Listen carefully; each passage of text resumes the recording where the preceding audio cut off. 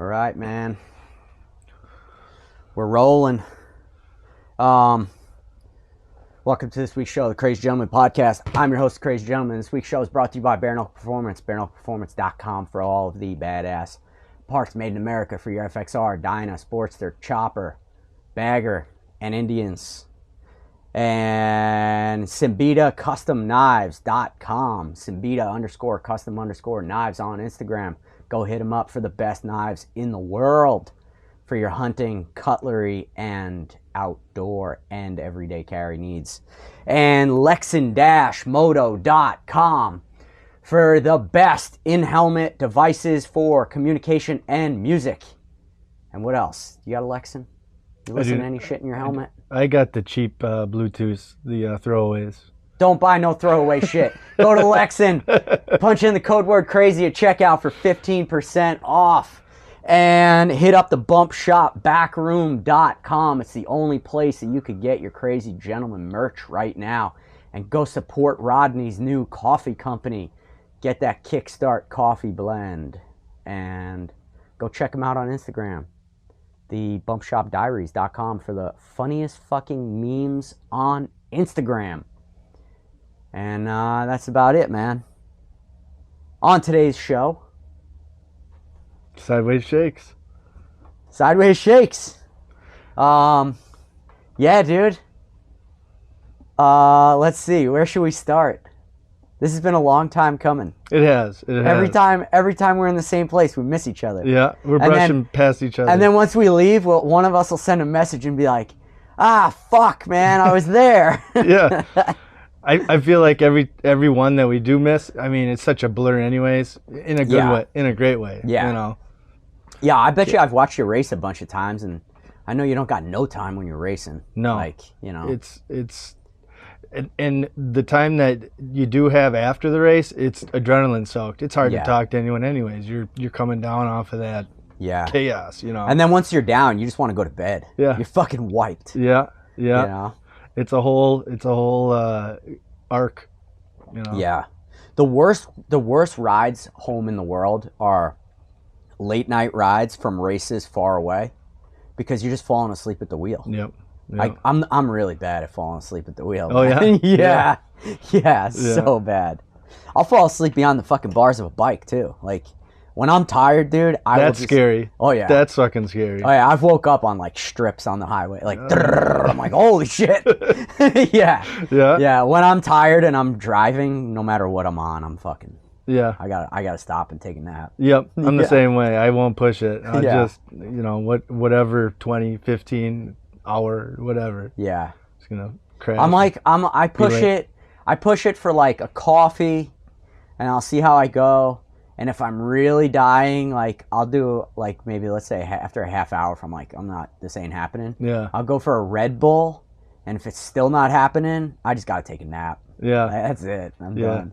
I drink too much energy drinks. Yeah. Those things don't work at all. Yeah. Like Do you ever? So know what happens to me sometimes after an energy drink? Like it'll make me more tired. That like happens, I'll drink one and then I'll be even worse. Yep. That happens to you? Yep. Maybe I need to abstain. Cut it out a little bit. Yep. Could be the problem. Have you ever heard of a thing called oh fuck, I almost just called it the smokeout. The Stampede race? Yeah. Where they race choppers cross country? Yeah. So my friend Charlie kind of was like the guy who ran that for a little while. And what he used to do before the race, like for weeks before, no caffeine. He'd cut like all caffeines and sugars out. And then he would get a lot of rest. And then leading up to it, he would start doing like all-nighters and shit. And then when the race started, he'd be all conditioned to like be up for a while. That's then he next would just level. Caffeine his ass off like halfway through the day once he just like needed that.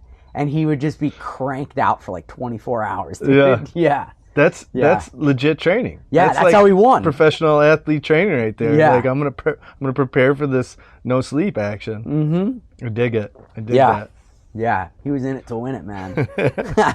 Where'd it go? Where did the Stampede start and finish? It would always be like from California to the Smokeout in North Carolina. Okay. But they would also always like go race to the actual coast, like coast to coast. then you would just come back and go to the smokeout. Oh, nice. Yeah. No set route. You could just get to where you need to be. No, there was a set route, and the key was, so like this was also a little bit before cell phones really kicked in and GPSs and stuff. No set route. You'd meet at a certain meeting spot in California, and then Charlie would hand out all the checkpoints and directions that you had to follow. So you couldn't just, it wasn't just a madman race to the coast. You had to take the route that he had planned so that everyone was doing the same racetrack, basically. Sure. And it was only given out the day before, you know, and that was it, man, on paper. Reminds me of raves in like the late 2000s. Like the actual like late night the spots. Underground ones. Like you had to go to one to know where the next one was. Right. Yeah, and they would just be popping up in different spots. Yeah. Little underground, like they'd have these shitty printed flyers of like, it's happening here. Chicago was great for it. Always underground in some weird warehouse or whatever. Yeah. Is that where you grew up in Chicago? No, I grew up in Brown Deer, north side of Milwaukee. There's a brown deer? There's a brown deer. It's really, Is that John Deere's cousin or what? Yeah. You know, our high school mascot was a falcon, which is funny. A brown deer and a falcon as a mascot. Yeah. Why wouldn't you be the brown deer Bucks deers? Or something? Yeah. The brown deer bucks. I always thought that, but yeah, we were the falcons. Yeah. So stupid, man. Yeah. North side. We were basically hood adjacent. What does that mean? We were right next to the hood. Oh, okay. Yeah. Okay. I never heard that term before. Yeah. Okay. It went hood, brown deer, rich kids. Was it one of those like that, like there's a street and you just know like you're in the hood now? Yeah. Like one street that divides it. Yeah. Yeah. I think Milwaukee is real segregated, which is sad in a way. But there's like lines. Yeah. There's spots where it's trying to like get blurred. River West is great. You know, you go down in there and you get, you know, just an amalgamation. Yeah, you get a mix, which is great. I think that's what needs to happen. But there's hard lines in certain spots where you get somewhere and it's like, you now are entering a different city almost, you know, which is kind of sad. But I think every city to some degree or the other has like probably a spot where that's going on. Like where you're just like, don't cross. We know we're in the hood now, you know? But it is nice though to see like for the most part, like in major cities that is starting to fade away more and more. You know, that these lines are starting to get blurred, you know.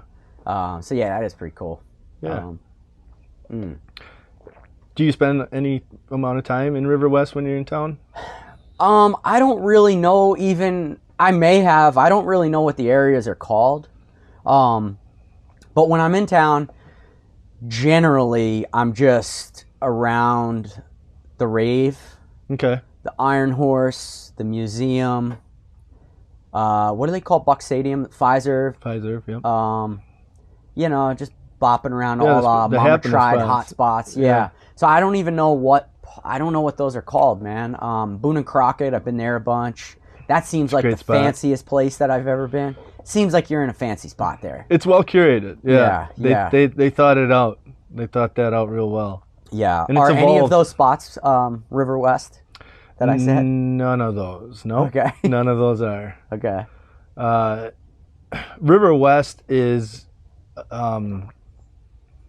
Is Mary in River West? Because I think she's in west side of Milwaukee.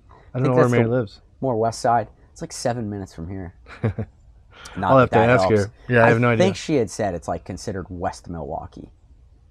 Okay. But it's only a few minutes from here. West Milwaukee is east of where we are now, so. Okay. Yeah. Like right next to us. So we're even further west. We're in the center. Like, okay. I think Lake Michigan cuts the town. You know, a lot of towns don't have that definitive border. Right. Especially in the Midwest. Milwaukee's got the lake, and then it all moves away from it. Okay. West Dallas, where we are now, is like the center. Everything that is cool is 10 minutes from right here. Dude, everything that's cool is in this garage. Where are the cool, dude? Right on. Yeah. This is a curation of cool, I suppose, you know? Yeah. You just pick the things that you like and you hold on to them a little bit. Yeah. So let me ask you this: when I was kind of driving around, I did another podcast today, and like went to the museum, and I kind of like got around a little Milwaukee today. That bridge that I went over, the home, where you see it's like a yellow. There's like the trusses are yellow in a certain spot, and you see the whole city skyline. If I wasn't on a strange bike, I would. If it was on one of my bikes, I would have taken the camera off and done a little picture or a video. It was really cool to see the whole skyline of the city. What is that? Is that Lake Michigan that you're talking about? That's Lake Michigan, and then that's the port right there that comes in. Okay. The Milwaukee River opens up right there. Gotcha. Yeah. That was a really cool coming into the city like My that. My dad helped build that bridge, actually. Cool. He's got a great story. He tells a lot about carrying sheets of plywood on an I-beam and almost falling a couple times because the wind would come across or whatever. Damn. So every time I go over it, I think of my old man. Was he an iron worker? He worked construction until he wised up, and he went to school, and he ended up becoming financial advisor, actually. Wow. Yeah. Talk about a turn. Did a 180, yeah. And the rest is history for him. Yeah. He's a rock and roller. Yeah. Yeah. Love my dad. I'm definitely get almost all of my craziness and wanting to do the crazy stuff from my old man. Did he ride? Is that where this all started? He didn't at first. He started riding after I left, after I moved out. Okay. I think he was in his late. He probably had a motorcycle when he was younger, but it was one of those things where you didn't have money, and I think he bought it with a bag of weed or something, and then somebody came back and stole it. I forget the story, but he had it for like a day or two or something like that. Okay. But he rides now, and yeah. So were you riding before him? No. Okay. See, my ma was no motorcycles at all. Put padding on everything.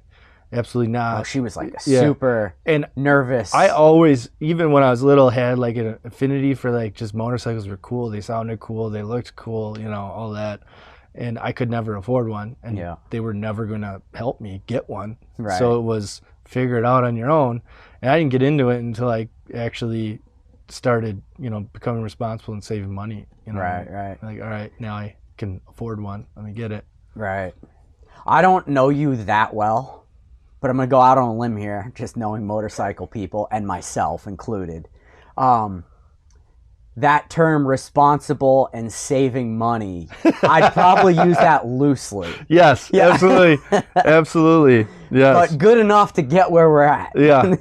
I got you. Yeah. Well, you can't take it with you when you're dead. So there's an extent of like, being fiscally responsible and then just hoarding. Right. Yeah, there's a fine line between like collector and hoarder too. Yeah. Yeah, there were moments probably where like I bought something I shouldn't have, for sure. Just one time? A couple times. Yeah. You need it. Right? I agree. That's how I justify it. I'm never going to tell you don't need it. Right. Yeah. Oh, that's funny, man. So does your dad still ride? Is he? He does. Yep. Okay. He's in his early 70s, and he's got the Ultra Classic Big Bagger. Nice. Yeah. The ultimate old man daddy bike. Yeah. He still rock and rolls though. A-Bait is I don't know if you know A-Bait. I was in a bait for a while. When I first started riding, one of my mom's friends was like the president of the chapter of mine back home. Okay. So that's kind of how I started doing a lot of like meeting a lot of people around motorcycles back in New York. Yep. I branched out like a couple, like within my first like year, and then I think after 2 or 3 years I just kind of stopped rolling with those guys. Sure. But yeah, for sure. I know who they are and everything. Yeah. He rides with them. He's really connected with a lot of the A-Bait guys, and they actually sponsor my racing. So cool. Yeah, they got me up and going on my first couple of years, which was nice. I write for their newspaper, the state newspaper, and shout out to A-Bait, Wisconsin. For sure. Cool, man. They're really cool people.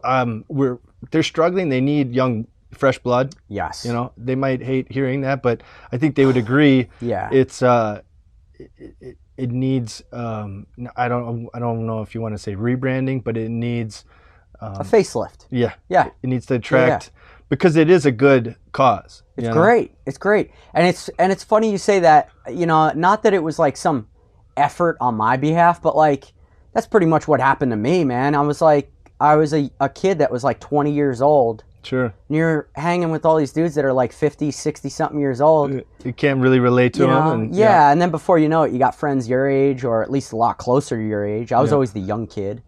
But, you know, it's like you want some fucking wild young friends, you know? Yeah. So, yeah, they do. They need a little freshen up. It's hard to move the tide there. Mm-hmm. They're kind of set in their ways in some of their things. And, you know, you pitch a couple ideas to them, like, hey, let's do this. And they're into it until they're not. And then they're like, oh, you want to do, oh, no, we're not going to do that. Right. You're going to invite anyone? Right. Yeah, everybody's invited. Yeah. You have to be all inclusive, man. Yeah. Like. Yeah, that's kind of that's my ethos, though. It's nobody's not invited. Right. You get to come, unless you're a piece of shit. Then you can get the fuck out of here. Right. Yeah. That whole like don't be a dick thing. It really nails it nails life. Like as long as you're not a dick. Yeah. Come on, dude. You know? Yeah. Like it just kind of covers everything that it needs to cover. You're not a dick. Cool. Yep. Welcome home. I think there's the best kind of humans in this circle, you know? Oh, for sure. And by circle, I just mean the people that I meet doing the things I do, you know? What else do you do outside of motorcycles? Do you have another big hobby? I'm graphics, graphic design, videography, stuff like that. I actually, flat tracking got me started in it. My tattoo artist, Micah, up in Green Bay, Northern Tide Tattoo, shout out. He always encouraged me to like tap into that vein. Yeah. And once I started scratching it, it was an itch that couldn't, you know, stop being scratched. So I think a major hobby of mine is tinkering with like bending software to see if I can make better graphics, see if I can make some cool edits. Some of it doesn't have any rhyme or reason. You know, why did I make that? I don't know. I was sitting tinkering on my computer or with my iPad or using, you know, some crayons on a piece of cardboard or whatever. But right. It's blossomed into this, I think I can turn this into some sort of business in some sense. So right. I'm on the threshold of like transitioning to, okay, how do I market this? How do I brand it? Really turn it into your next career, kind of like let it take over what you do for a living. I got a really good job. They really take care of me. I'm head of the sales department where I work, so it's going to be a hobby until it isn't. Right. Like it would have to be a windfall of some sort of gain for me to jump 2 feet in away from what I already have. I'm too I can't think of the word. I'm too comfortable. It's too good of an opportunity. It's too good to leave. Yeah. I get it. I totally get it, man. My main source of income, I say the same thing about it. I said it's the best and worst thing that ever happened to me. Because it lets you do all the things you want? It lets me live this fucking awesome life. And as much as like I want to do other things, it's too fucking good to leave. Right. You know, it's like, I don't know how much better I could really make my life at this point. Right. And that fucking is what lets me do this. You know? Right. So and I think it's tough. For me, it's an equilibrium thing. Like I have a tendency to dive balls deep into something and, you know, get out of like lose sight of like sustainability. Right. You know, like I'm doing too much of this and not enough of this. Well, my job always goes, hey, it's Monday. You know what I mean? Like reset. Right. Stop doing that. Kind of keeps you grounded. Yeah. It brings me back. I have that personality where I'll just put blinders on and just do something. And if I don't have something that like brings me back, keeps me on the rails, I'll go all the way down the rabbit hole. Yeah, me too, man. Me too. That's why I always said like I like this being one of those things. Like I like doing a few different things for that reason. It kind of sort of steers me in a proper direction. Sure. You know, if I just go too hard with one thing, it's a problem. Yeah. I've learned that about myself. Yeah. The yin and the yang, you got to have it. Yeah. For sure. So how old were you when you got into motorcycles, when all this started? My late 20s. Okay. I would say. How old are you now? I'm 40. Okay. We'll be 41 in a month. Okay. Yeah. Did you start racing immediately, or was it like a normal street bike at first? This is my first bike. Oh, no shit. Yeah. Okay. You bought it brand new? I bought it it was a year old. It had like 4,000 on it. Okay. And the guy that I bought it from cammed it out, put high rise pistons in it. You know, it's got high compression valves on it. The whole thing's like modded out. Mm-hmm. And the rest is history. As soon as I bought that thing, I was, all right, well, we're not done. There's more to this. Why is it on the lift now? Is there something fucked up? Yeah, I think there's a short in the controls. Oh, okay. Is it a throttle by wire bike? No. Or no? Oh, it's got cables. It's an 06, yeah. Gotcha. I think the stop button might be the problem. I'm chasing gremlins. Okay. Yeah. Cool. Other than that, it runs great. Why is this guy on the lift? Plug wires are pulled? What's up? Actually, yeah, Darlington Speedway. Is this the flat track bike? That is. This is your bike, That's right? the Hooligan, yep. Okay. It sucked a screw in the rear cylinder. What, from the air filter? One of those? Yep. What kind of carb you got? I have a Mikuni. Oh, okay. Yeah. Yep. And I sucked one of the three in there and into the rear cylinder, and I thought I could save it, and I think it's now a piece of metal art. Like they're pressed, the screw and the piston are like two things. They become one now. Right. I haven't taken it apart yet, but I do have another motor. It's it doesn't have Thunderbolt heads on it, and it's untested. You're right. But you think these heads are going to be wrecked too, I guess, right? I've done some digging on head work. Yeah. So I think I might, either I'm going to pair up with Hammer Performance or like the Lauders brothers. I haven't really talked to the Lauders about it yet, so I'm jumping the gun on saying that. But somebody I'm going to pair up with to cam it out and get it where I want it. Cool. Maybe, do some flywheel work and figure some things out. I mean, it's not deraked, so there's a bunch of things that like should probably be done before the motor gets done. Right. But now that the screw got sucked through, I'm definitely gonna quick swap that other motor in and just run it for the season.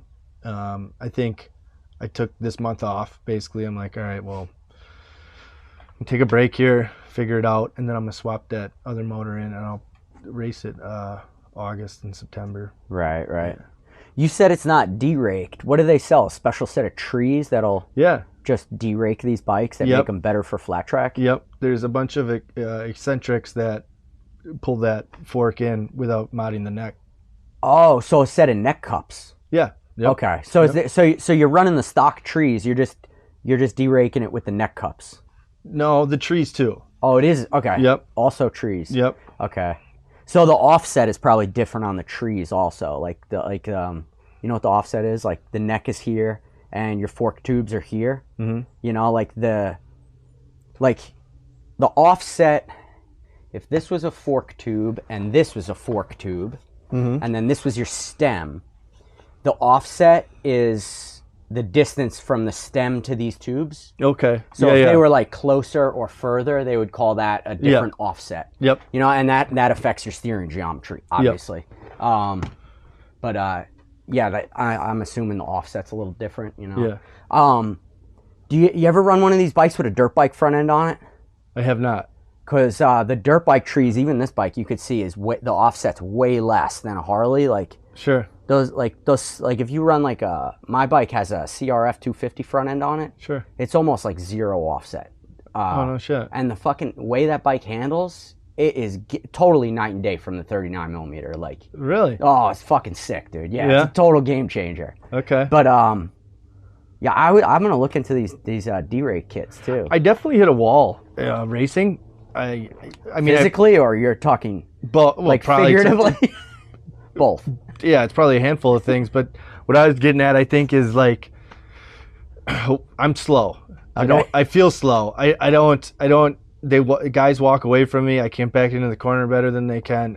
It's humbling, and actually, it's tough to take sometimes coming off the track. Like I just got my ass kicked. Yeah.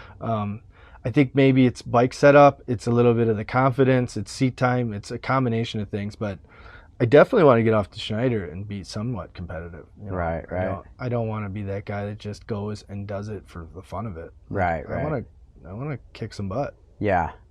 Well, I mean, on a grassroots level, for the most part, it is just for fun. But it's also no fun constantly losing. Yes. Yeah, you know, like, there it gets to the point where, you know, that'll kill your fun. You know? Yeah, for sure. You know, it would double down on it. I broke my leg in Sturgis. Ooh. Yeah. Where, at Jack Pine? Yep. Damn. Coming out of 4, it tacked up. I should have just throttled out and low-sided it. Just pinned it and let it fucking slide. I let go. It tacked up. Wanted to high-side me. I didn't. I saved the bike, but tucked my leg underneath, and it like mouse-trapped me, and I broke my right leg. I got a rod So in when there the now. bike was gonna high side, you put your outside leg out to stop it? I don't think so. I think I don't really recall the it was so violent and fast that the bike wanted to like chuck me, but I got a tank slap and was able to like save it. Yeah. And then it wanted to like flip this way, leaned over this way, and that's when it snapped my leg, and then the whole thing let go of me. Like I wasn't underneath the bike. The whole thing, like I flipped out away from the bike, and then I stood up to like get up, and I sat right back down. I broke the tib fib. It was completely. Ooh. It wasn't a piece of the. It was just it laid. When I laid, I sat down on the track on the 4th turn, and my foot just flipped over and hit the ground like the biggest. What do you call it? Duck toad or whatever? Like just landed on the ground. Just like a dead fucking. It was whack. gnarly.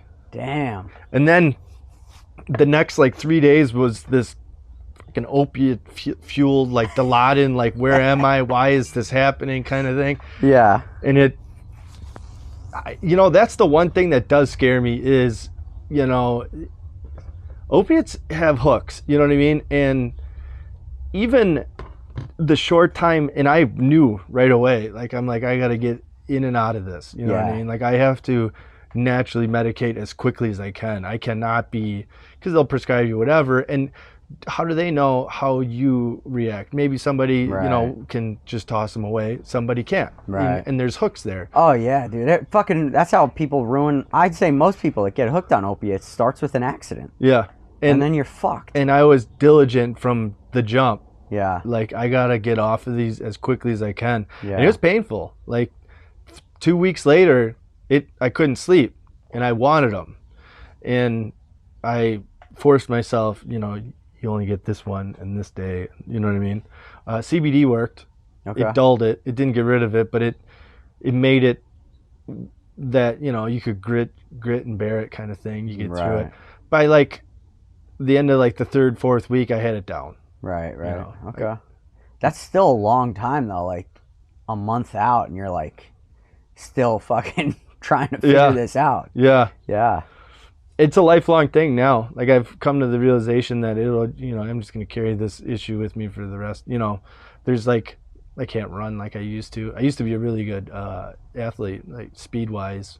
I was great baseball for my legs, and football I was a receiver, stuff like that. And throw that right out the window now. Right. There's that. There's like cold, warm days kind of thing. Oh yeah, the humidity you start feeling in your bones and stuff. Or if I sit in a weird way in the truck, the ligament will like find like a spur or something, and it'll just, I can't get rid of it unless I pull over and stand straight up. Really? It's weird. It does weird stuff, but nothing terrible. Right. Don't regret it. Right. You're racing against Sturgis this year? Hour it resets. We're back. All right. It just kicks over. Depends on who's running it. Okay. I'm without ousting anyone. There's certain promoters I don't like. Okay.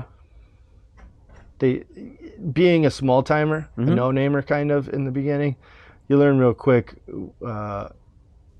who's in it for the joy of the sport and who's in it for the notoriety. Mm-hmm. And some of them that are just in it for the notoriety can get fucked. Right. Yeah. So, you know, depends on who's running it. Okay. I'm going to Sturgis. Okay. I'll be out there. Paige, actually, my fiance is she lived there for 6 years in Custer, and worked at a horse ranch and took people out on trails. Yeah, she was telling us about it at breakfast today. Was she? Yeah. It sounded awesome. Yeah. It's right under Crazy Horse. So like the terrain and the country that you go through, it's gorgeous. And you're like in it. Like you're in this like ravine valley kind of thing, and there's nothing but you and these horses. Yeah. She took me out on one. I'm like, this is what you did every day? She said she grew up in Vermont. And I'm like, oh, okay, cool. I said, why'd you leave Vermont? And she's like, I just had to get away, small town. You know how it is. I'm like, so you went to a smaller town? Yeah, you know? Yeah. We go, last year we went to Custer to like, she moved to Milwaukee. I don't know the timeline, but she had already been gone for a little bit. Yeah. And we go back to Custer, and that's where she lived, of course, and she bartended at the VA or the Legion Hall. Hall. Yeah. We go there, and it was like the lid flew off the roof. Holy shit, you're back! Like, and it's that hole in the wall bar shit. I'm like, oh, sign me up for tonight. Like, just keep them coming. Yeah, it was great. Yeah, she said it's almost like going back to a hometown when you guys go for Sturgis and stuff. Yep. Yeah. In Custer. Awesome. In Custer. Yeah. Yeah. Which That's is awesome. super sweet. And, you know, it's cool to like that hometown. Like you got your people. You know what I mean? Like, that's a great place too, because like it's an easy excuse to be like, I guess we're going to Sturgis this year. Yeah, you know? exactly. Like, it's always an easy thing to do. You know, it'll never be like, you think we got time for Sturgis this year? Like, you're always going to Sturgis. Yeah. That's cool, man. Yeah, I was kind of on the fence about it, and Paige was like, "We're going to Sturgis." Like just on a whim, one day, like halfway through the day, I get this text: "We're going to Sturgis." Period. Yeah. All right, we are. Yeah, absolutely, we are. Yeah, that's awesome. Oh, so speaking of her, I have a question for you. When are you going to start a company called Man Cannon? That would go over well. Yeah. Insert a million jokes right there. Yes. You know? Yes. Yeah, Lady Cannon and Man Cannon. Yeah. It's a great one. Heck yeah. It's a thought. Yeah. Yeah. She's killing it. She's doing really well with that. And, you know, she took the ball and ran with it. I'm really proud of her. She's doing great. Yeah, it seems awesome, man. I like it all. I like the shirts and all that stuff. Yeah. It's cool. Yeah. It's good to, you know, you get it, you know, flex that creative juice and do the things and shake the hands and see where it can take you. Yeah. Yeah, that's cool, man. I like a lot of that. Like, you see it a lot now, like with our generation, and especially after COVID, like people starting up these little things that like they've been dreaming about forever. Like, I just recently bought a website. I'm going to do my own little shirt clothing, you know, like nice. Yeah. You know, this podcast started, the first episode was January 2020. Like, you know, like shit, just little stuff, like whatever people are dreaming of, man, like just go get it. You know? Like, you know, like we're saying, even if it doesn't really take over as a full-time career, like still scratch that itch, you know, like, you know, like see where it goes. Doors. Yeah, exactly, man. Like that's where a lot of the value is too. It's like, what doors is this going to open? What relationships is this going to form? You know, like there's so much more value than just what most people think of as just monetary value. Right. You know, what does it make? You know? Right. Like, oh yeah, you're making money. I'm like, well, I mean, I'm making a couple bucks, but like nothing really. Right. Like, it's so much more valuable than that, though. Exactly. You know, like, exactly. And I think that's any passion that you chase. You know, racing, like, you know, you're gonna meet your best friends at that track. You know, and like, what's that worth? Yeah. You know, like, can you put a value on that? Right. You really can't. Yeah. You know. So it's. Yeah. I think it's cool. Anytime I see gift. someone chase whatever it is their passion is, you know, or whatever their silly idea is, you know. I always say that to Paige. I'm like, I like people that have passion. I don't care what it's about. Same here. But if they're into it, it could be the dumbest, like Marvel collecting. Right. If they're about it and they like talk about them, I will sit there and listen to everything they have to say, like just because their energy is infectious. Exactly. You know what I mean? Like, sign me up for that. Yeah. Like if you're into it, you're into it. And not a pretend wanting to be into it, you're into it. Right. You know? Right. Yeah, and there's too much like, I don't know if dullness is the word, but like just there's too many people that just lack passion. Yes. That just want to like fucking sit in front of a screen and watch Netflix too much. And... I think it's an easy trap. Yeah. For a lot of people to get sucked into something, and then they don't feel they're capable. Right. Or, you know, they fall just back get stuck in a lazy routine. Yeah, in a loop, and they don't. It's easy to do. Yeah, for sure it is. It's super easy to get into that, and I'm thankful for the journey that I'm on. You know, for that reason. Like, I could easily be, you know, depressed and wishing I could have, would have, should have. Yeah. Now I'm running out of time to do all the cool shit. Same here. Like, which one do I pick? Like, this year I told Paige was like, well, you know, which one do we pick? I'm like, I feel like this year is just an ongoing story of which you got to pick one of the two things to do. Right. Like, I mean, the Harley Museum right now is probably slammed, right? Oh, And here we are doing a podcast in the garage, right? Yes. Like picking your choices. Yep. Yeah, we were literally just saying the same thing at Mary's house. I'm like, we could go here, we could go there, we could do this. And I got this podcast at 6. It's like, I don't know, like, just, you know. Yeah. I feel like I always think about that song, like, pick your path and pray. Just pick it and go, man. Heck you know? Like, yeah. As long as you're going in a direction, you can't go wrong. Yep. You know. Yeah, you got to take that step. Yeah. I think in order to find true happiness as humans, you have to constantly like challenge yourself, learn some new shit. Like that whole, like, at least for me, man, like that whole, like, idle hands are the devil's playground. The truth. That is me, man. Like, and an idle mind is the devil's playground for me, dude. That shit will go haywire on me. You know? I have to be going in a direction. Yep. And I think I don't think I'm special. I think that's just like I think every human is like that. But I think that's a lot of why you're seeing so much, like, wacky mental health is because people are choosing that lazy, easy, like, route, man. I don't know. Yeah. You got to get out and move more and challenge yourself more. Yep. To keep that healthy perspective and balance, you know? Yep. Get your damn anxiety and energy out, you know? Well, flat track racing does it. I was just going to say racing will do it. Yeah. Oh, yeah. There is a drug, and it's called adrenaline. Oh, yeah. It's something. It's something. I may not look like I'm going fast to some people. Yeah. But trust me, inside that helmet, when I'm doing it, it is like, if I could audibly, you know, translate it, it's me screaming the entire time. Yeah. This is the best ever. I don't do that, but you could just imagine, like, you coming into the corners, and it's just, Paige knows when I get off the track, give me like 15 minutes. Just let me get off of this high, because I don't know what to do with myself. Like, I put the bike away, like, all right, hold on here. All right. I don't think that's ever going away. It doesn't feel like from the beginning to now that it's ever dissipated or went down, or every time I get on that line, I man. shake. Like, that's what keeps it. Yeah. Like, that's how you know you still love it. Yeah. You know? Yeah. It's like, are you into hunting? I am.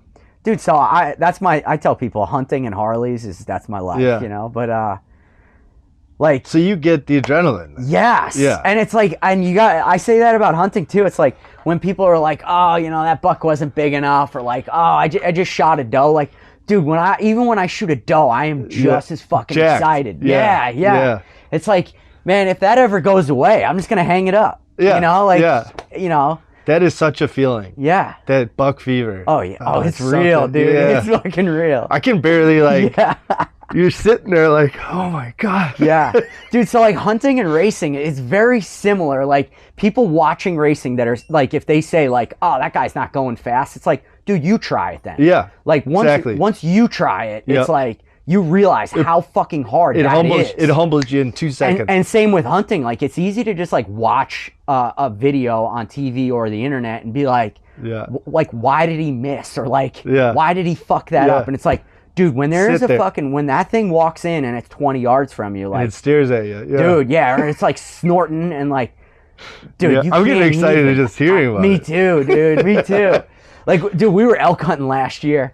And a friend... Never done it. Really want to do it. Oh, dude, I go every year, man. Yeah? Where do you go? So, Colorado. It's funny. I was going to just post a picture. I'll do it when I get home. My tags just came the day I left to come here. Heck yeah. Yeah, dude, like, so last year, my friend, we were just sitting there and we hear a fucking ruckus and this herd of elk is running in and we're like, holy shit. He tells me, he's like, get up by that tree. He's got the caller. This thing is from here to that fucking stove to me. And my friend Richie's like right at that trailer. He's only, it's like 10 feet behind me, 10 yards, whatever. It's like 10 feet, whatever. And this fucking thing doesn't know we're here, and it is just snorting. We're looking right down this fucking bull elk's nostrils, and he's just roaring in our faces, dude. And it's like, unreal. Dude, there's people that'll watch that on TV, and we are just shaking with adrenaline, you know? Just like, oh my God. Yeah. It's just like, it's one of those things. Until you're there, you just... Yeah. And then you're hooked. Oh, as soon as you get that feeling, it's like, all right, well, I need that. Yeah, it is a drug. It is a drug. Yeah. Yeah. It's 100% a drug. Yeah, for sure. Yep. And I'm addicted to it. Did you start hunting as a kid? Did your dad get you into that? My dad would put me and my brother in a blind under his tree stand when we were like 5, 6 years old. Really? Yeah. So he'd be like, all right, you guys hang here. He never got a deer while we were with him. Okay. Go figure, right? Like, you're going to put 2 5-year-olds in what I mean? Like, my brother's 2 years younger than me, so 5 and 3. But what do you think they're going to do down there, right? Yeah. There's a good story where he like gave up. He's lowering his bow back down because we're too loud. And he's like, I'm done. There's no hunting. Like, these kids are too loud.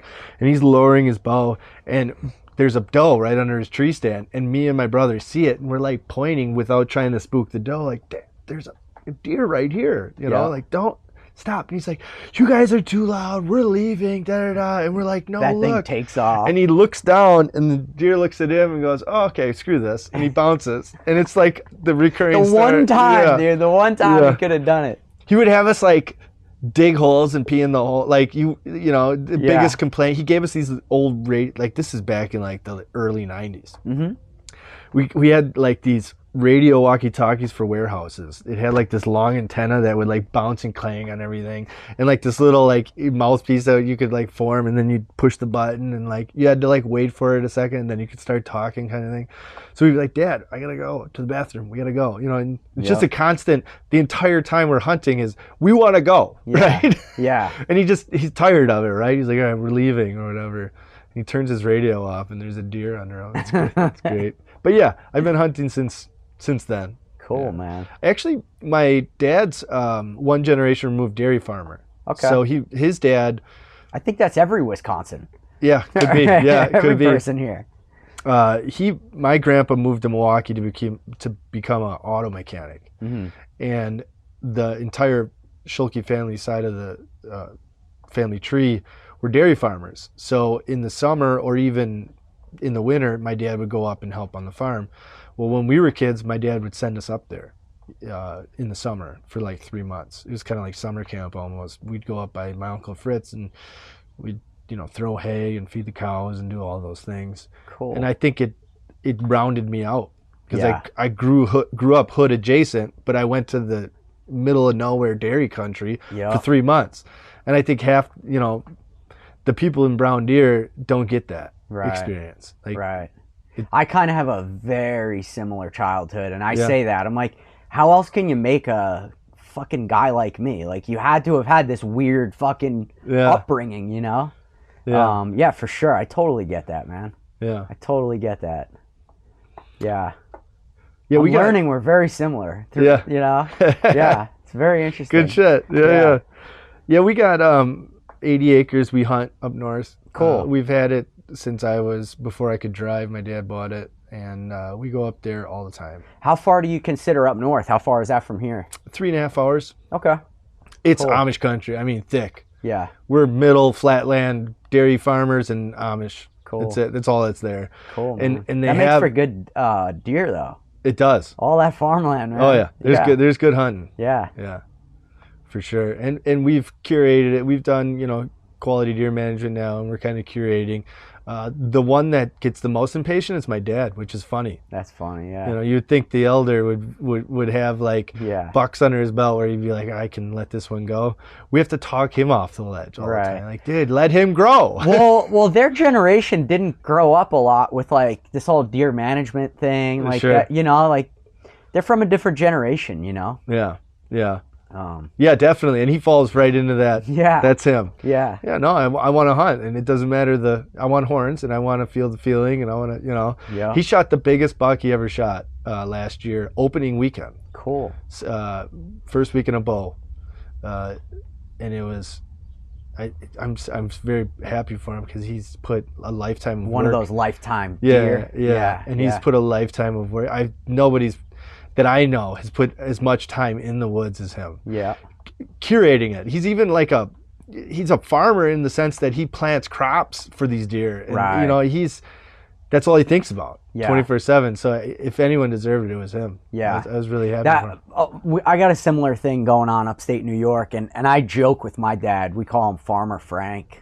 But that's all he's doing is just doing food plots and stuff for the deer. Yeah, He's not really selling any crop, But he's learning how to harvest, right? Yeah, he's getting really good at I do some roundup and then I plant it 2 weeks later so that they don't eat it. He's just got this he's tinkering. Yeah, he's tinkering. Yep. Yeah. That's his passion. He's passionate about it. Yeah. 100%. Is he retired now? He isn't. But he's built a book of business as a financial advisor that he basically, you can call him retired. Okay. He wakes up in the morning, he's like, all right, I worked. And I'm drinking coffee all right, what do you mean you worked? Right. You're going to go plant fields now. That's work. Right. Yeah, no, he's done really well for himself. He applied at the right moments, the right things. Sometimes, you have to have the right mindset, and then also you have to be in the right spot. Right. Yeah, there's a lot of luck, timing. You got to work hard. I think everyone gets, and this is maybe my opinion, I think everyone gets that opportunity. Right. In life. But were they ready for it, and did they allow it to exist? Yeah. It passed them by. Good point, man. Yeah, good point. A lot of people will be like, I never got any of it. And, I maybe speaking as a white dude with privilege, that it's different. Yeah. And I'm not oblivious to that. But also I feel I've known people that have negative mindsets and people that just have positive mindsets. And it just seems to be conducive to, if you allow it, it'll happen. Yeah. Yeah, no matter who you are or where you're from, whatever you're you name it, dude, the bottom line is, if you're not positive and willing to get up and try to do some work every day and go in a conducive direction, nothing's ever going to happen. Right.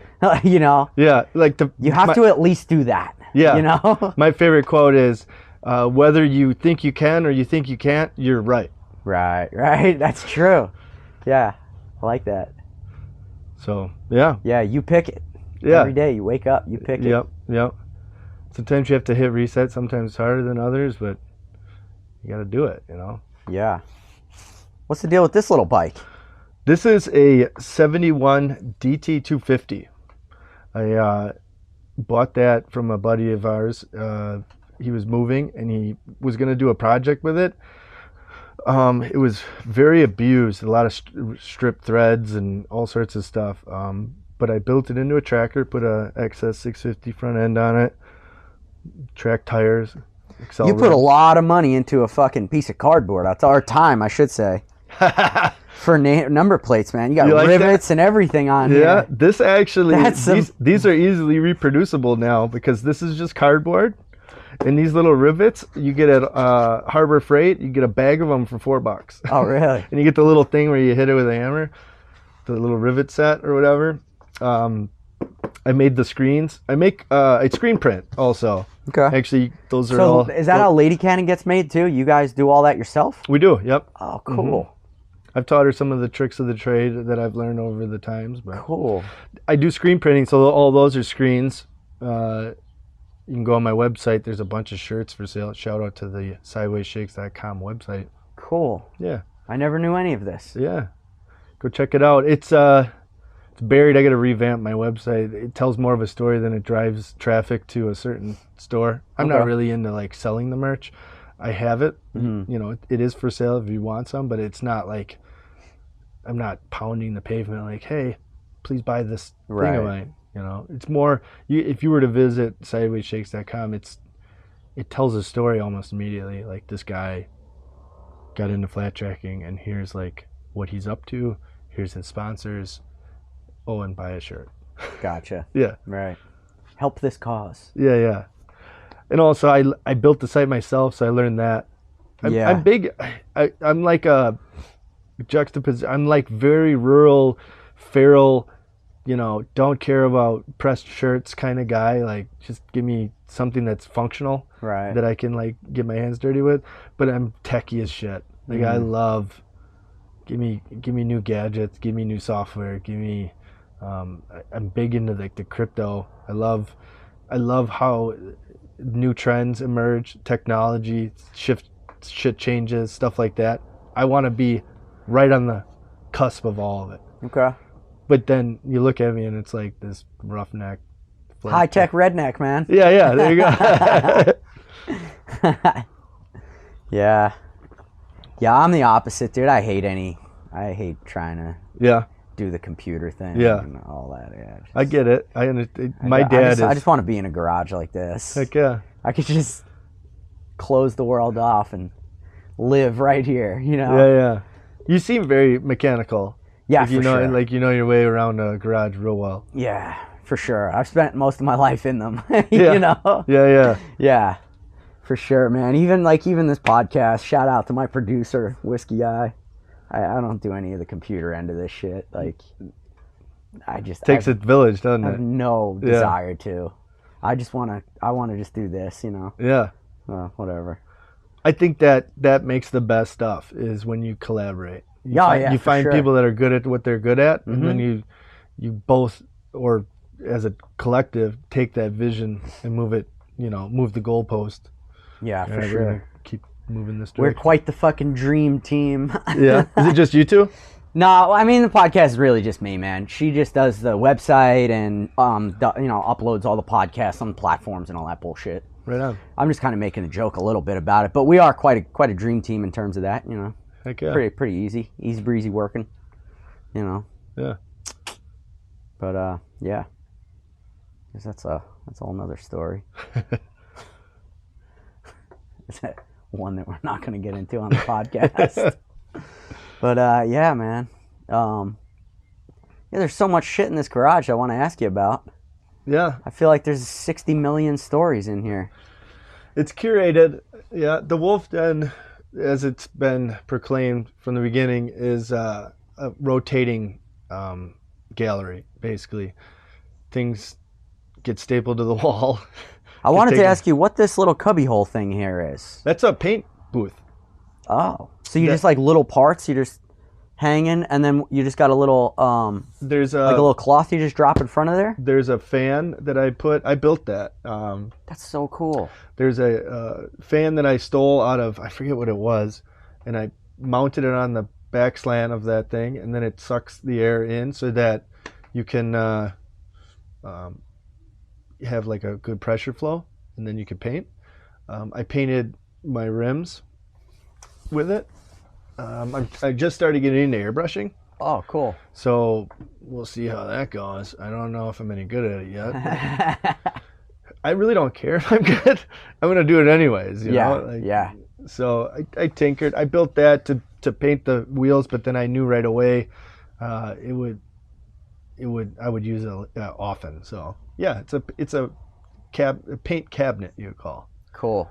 I got all that stuff from work. Hope they're not listening. Actually, no. I raid the backyard every now and then. Oh, here comes Eric. He's going to take some more pallet wood. Because as a roofing company, there's a lot of pallets. Oh, okay. Tons. Okay. So, I told you. I don't think work is listening, but I told you in the beginning. You never know who's listening, dude. I promote Sideways Shakes at work. Okay. So every now and then I'm like, I'm on this podcast if you guys want to listen to it. And yeah. There's a couple of guys there that might cue in and cool. Yeah. Cool. Shout out to Roofer Smart. That's awesome, man. I'm gonna grab another beer here. Sure. I see Tyler Childers on that beer fridge. Have you seen him live? I have actually. 2-3 weeks ago. I asked Paige to marry me at a Tyler Childers concert. No. Yeah. Oh, that's and so God crazy. bless her soul, she said yes. Really? Yeah. That is so awesome. Yeah, we were down in Chicago. I actually seen him more than once. So Okay. I'm going to transition from that great story to the first time I saw him.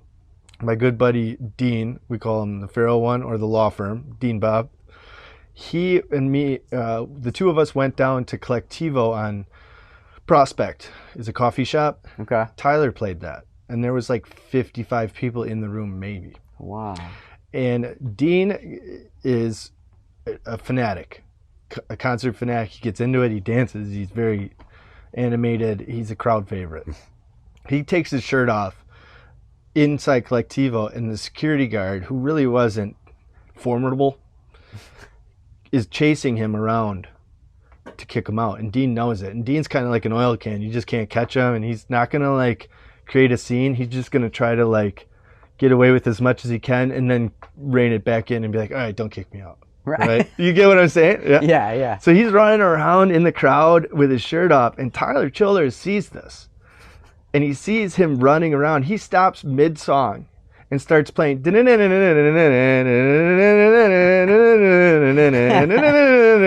he's just running, and Tyler just keeps playing it.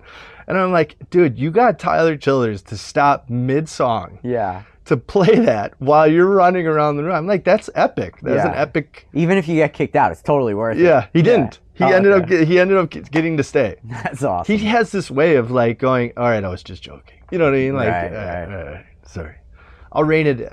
Right. That's so awesome. Yeah. He's definitely my brother from another. We've done this whole journey together from day one. Cool. Like, it's when I got into flat tracking. He tried it. I think, it's scary shit. Like, it's not for everyone. Right. You're putting a lot out there. Like, one wrong thing and it's wheelchair or even worse. Yeah, dude. Racing's dangerous as fuck. Yeah. Like I always say, man, I mean, you're fucking literally putting your life on the line every time you fucking get out of that starting gate, man. And even the most talented ones. Yeah. It's not skill related. It's just bad luck. Yeah. Could just it not don't be your matter night. if you're a pro or not. It doesn't even matter, dude. Like, once that fucking green flag drops, your fucking life is on the line. Yeah. Like, I think that eludes a lot of people. I think some people respect it. There's a lot of people that go, holy shit, you're crazy. Yeah. But then there's some people that they're just like aloof to the fact that, we're gambling a lot here. Yeah. Paige is afraid of it sometimes, but she's pretty good with it. Yeah. Yeah. I give her, love her to pieces for that, allowing me to chase this adrenaline high and tap into this culture like I do.